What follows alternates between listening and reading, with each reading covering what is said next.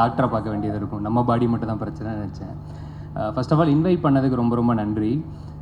பொதுவாக சில ஈவெண்ட்டுக்கு போகும்போதே அங்கே இருக்கிற அந்த ஒரு வைபே அதிலே தெரியும். ஓகே, இது என்ன மாதிரியான படம், இது என்ன எங்கே போக போகுது, என்ன நடக்க போகுது அப்படிங்கிறதுல மேடைக்காக நிறைய பேர் பேசுவாங்க, எல்லாருமே சிரிப்போம், அதெல்லாம் அப்படி தான் இருக்கணும் சம்பிரதாயப்படி. ஆனால் சில இடத்துல அது வந்து ஜென்யூனாக ஃபீல் ஆகும்.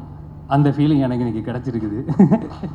மொத்த டீம் பேசும்போது எல்லாருமே எவ்வளோ இன்வால்வ்டாக எவ்வளோ சூப்பராக வேலை பார்த்துருக்காங்க அப்படிங்கிறது தெரிஞ்சுது. எனக்கு ஆக்சுவலாக அந்த படத்தை பற்றி எதுவுமே தெரியாது. ஸ்ட்ரெயிட்டாக ஃபஸ்ட்டு ஹாப்பிராஜ் டீசர்னு ஒன்று விட்டுருந்தாங்க, அனௌன்ஸ்மெண்ட். அந்த டீசர் மாதிரி இருந்துச்சு, அதுதான் ஃபஸ்ட்டு பார்த்தேன். எனக்கு பார்த்தப்போ லாஸ்ட்டாக லவ் டுடே பார்க்கும்போது அந்த ட்ரெய்லர் பார்க்கும்போது ஒரு பயங்கரமான ஒரு வைப் ஒன்று இருந்துச்சு. அந்த ட்ரெய்லர் என்ன மாதிரியான ஒரு இம்பேக்ட் க்ரியேட் பண்ணிச்சுங்கிறது எல்லாருக்குமே தெரியும். ஸோ அந்த ஃபீலிங் வந்து செம்மையாக. அதுக்கப்புறம் இன்னொரு படத்தில் அந்த ஃபீலிங் ஒன்று, அதே வைப்பு பயங்கர எனர்ஜி எல்லாம் சூப்பராக இருக்குது அப்படின்ற மாதிரி பார்த்தா டேரக்டர் வந்து அந்த ஸ்கூல்லேருந்து தான் வந்திருக்காப்புல, நம்ம பிரதீப் ப்ரோவோட அசோசியேட் அப்படின்னாங்க.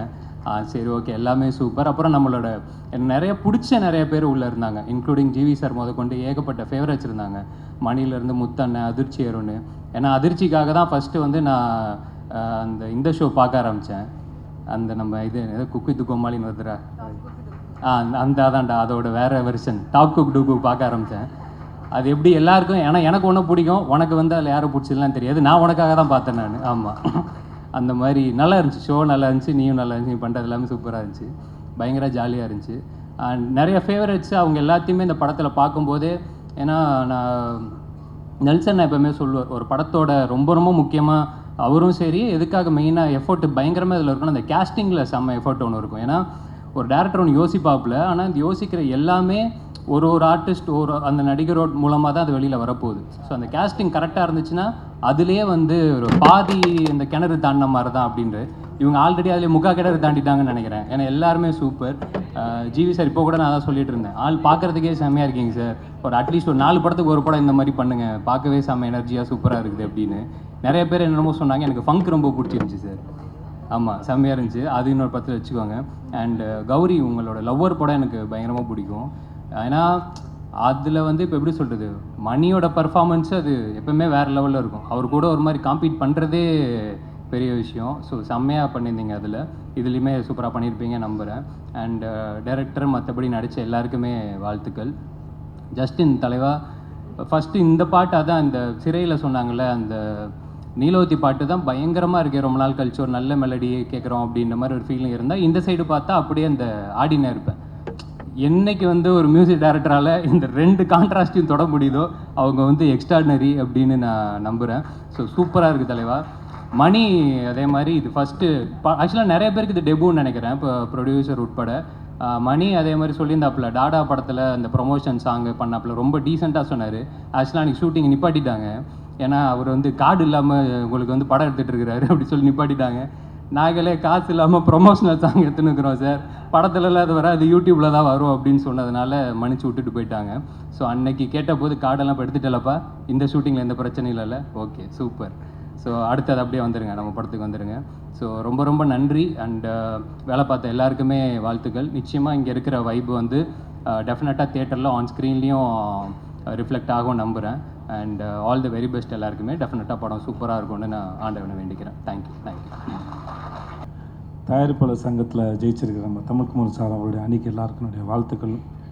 சார் நமக்கெல்லாம் செட் ஆகா சார், அது என்னென்னா, ஏன் வேணான்னு சொன்னவங்க சொன்னேன், இந்த ஊர்லேயும் சொல்லிடுறேன் ஒரு தடவை, ஏதாவது பஞ்சாயத்துன்னு உட்காந்து அந்த பஞ்சாயத்தில் தீர்ப்பு வழங்க போய் அப்புறம் நம்ம படத்துக்கு அதை செஞ்சிடுவான்னு பயத்தில் வேணாம்னு சொன்னேன். இன்னும் ஏதாவது பொறுப்புன்னு ஒன்று கொடுத்தா அந்த பொறுப்பாக செய்யணும்ல, அப்புறம் அந்த பொறுப்பாக செஞ்சேன்னா அப்புறம் நம்மளை எதுக்கு அப்படின்னா செய்யலை, அதனால் வேணாம் தான் சார். மற்றபடி நீங்கள் ஜெயிச்சது ரொம்ப சந்தோஷம் சார், வாழ்த்துக்கள் சார், எல்லாத்துக்கும் நன்றி. இந்த முதல்ல இந்த பியாண்ட் பிக்சர்ஸில் ஆரம்பிக்கிறேன். சகோதரர்களே, ரொம்ப அழகாக பேசுனீங்க, நல்லா இருந்தது. எந்த தயாரிப்பாளர் புதுசாக வந்தாலும் வருக, உட்காருங்க ப்ளீஸ் உட்காருங்க, வருக நான் வரவேற்கிறோம். சினிமா ரொம்ப அற்புதமான தொழில், பயப்படாதீங்க யார் என்ன சொன்னாலும். எப்படி ஒரு, இது அட்வைஸ் இல்லை, என் அனுபவத்துலேருந்து சொல்கிறேன், எப்படி ஒரு படம் பண்ணுற இயக்குனர் வந்து எப்படி உருவாகுதுன்னு படிக்கிறாரோ, நடிகன் எப்படி படிக்கிறாரோ, அதே போல் தயாரிப்பாளர் வியாபாரத்தையும் ஸ்கிரிப்டையும் படித்தா ரொம்ப நல்லாயிருக்கும்னு நினைக்கிறேன். யங்ஸ்டர்ஸ் தான் நீங்கள், படிங்க, ரொம்ப நல்லாயிருக்கும். நிறைய படம் பண்ணுங்கள். இந்த படத்தில் மரியா அவர்களுக்கு வாய்ப்பு கொடுத்ததுக்கு நன்றி. வாழ்த்துக்கள் மரியா உங்களுக்கு. ட்ரெய்லர் ரொம்ப நல்லா இருந்தது, ரொம்ப சந்தோஷமாக இருந்தது, ஜாலியாக இருந்துச்சு. இங்கே ஒரு சார் பேசினார், ஹாப்பி டைட்டிலே ஒரு ஹாப்பி இருக்குது. எனக்கு வந்து காலையில் சன் டிவியில் வந்து ஜோசியம் கேட்குற மாதிரி இருந்தது சார். ஆனால் நல்லா இருந்தது, அது ஹாப்பியாக இருந்தது. நான் ட்ரெய்லர் பார்க்கும்போது ரொம்ப நல்லா இருந்தது, இன்ட்ரெஸ்டிங்காக இருந்தது. இந்த ஜிவிக்கெலாம் என்றைக்குமே ஜிவி வந்து எப்பவுமே ஸ்கூல் பையனாகவே நடிக்கலாம் போல இருக்குது. ஜென்சி அதுக்கு முன்னாடி 90s எடுத்தாலும் சரி, ஜென்சி எடுத்தாலும் சரி, இன்னும் 50 வருஷம் கழிச்சு எடுத்தாலும் சரி, ஜிவி வந்து ஸ்கூல் பையன் நடிச்சிட்டு இருப்பார். நல்லா இருக்கு தெளிவாக, ரொம்ப நல்லா இருக்கு, எனக்கு ரொம்ப பிடிச்சிருந்தது. வாழ்த்துக்கள் உங்களுக்கும், எல்லாருக்கும் என்னுடைய வாழ்த்துக்கள். அண்ணே க்யூட்டாக இருக்கீங்கண்ணே, எனக்கு மரியம்ண்ணே ரொம்ப பிடிக்கும், க்யூட்டாக இருக்கீங்கண்ணே. அப்புறம் எனக்கு எப்பவுமே இந்த கேள்வி இருக்கும், ஜிவியே ரொம்ப நல்லா பாட்டு போடுவார், ஆனால் ஜஸ்டினுக்கு அந்த இது 2வது படம் நினைக்கிறேன். எனக்கு ஜஸ்டின் வந்து எனக்கு ரொம்ப நெருக்கம். எனக்கு அவன் பண்ண ஆரம்பத்துலேருந்து பழக்கம். பட் எனக்கு அவன் மேலே அளவு கிடந்த அன்பு இருக்குது, மரியாதை இருக்குது. எனக்கு அவனோட ஒர்க்கு ரொம்ப பிடிக்கும். எப்பயுமே நான் உரிமையாக எத்தனை மணிக்கு வேணால் ஃபோன் பண்ணலாம், பேசலாம், சொல்லலாம், பாராட்ட முடியும். சும்மா இருக்கனா கூட அவன் போய் உட்காந்துருக்கேன் நான். எனக்கு அவ்வளோ பிடிக்கும் ஜஸ்டினை. ஸோ ஜஸ்டின் வந்து ரீசெண்டாக அவனோட சர்வமாயா சரி, நீலோத்தியா இருக்கட்டும் சரி, அவன் ஒரு எக்ஸ்ட்ரானரியான கம்போசர். எனக்கு நான் எப்போ சொல்லிட்டு இருப்பேன், நான் நினைக்கிற இல்லை எனக்கு தெரிகிற ஜஸ்டின் வந்து இன்னும் ரொம்ப பெரிய ஆள்ரா, இன்னும் ரொம்ப பெரிய இடத்துக்கு போகணுன்னு அவன் அதை நோக்கி போகிறத நினச்சி எனக்கு ரொம்ப பெரிய சந்தோஷம். I love you Justin, I love you. எனக்கு வேறு யார் என்ன சொல்கிறதில்ல. கௌரி உங்களுக்கு என்னோடய வாழ்த்துக்கள். கௌரி எல்லாருக்கும் என்னோடய வாழ்த்துக்கள், நன்றி. எனக்கு இன்னொரு வேலை இருக்குது, அதனால் நான் போகிறேன். என்னை கூப்பிட்டு ரொம்ப நன்றி, தேங்க்யூ.